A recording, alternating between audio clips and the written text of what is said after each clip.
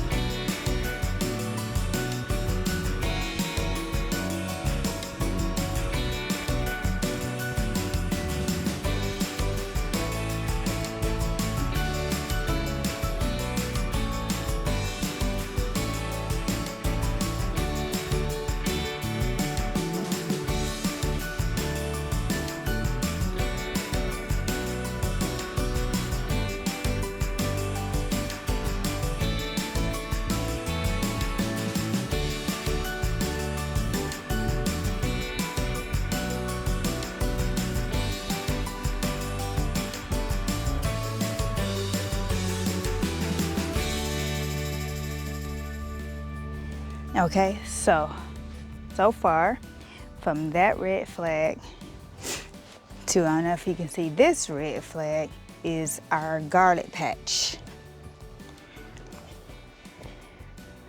To this one here.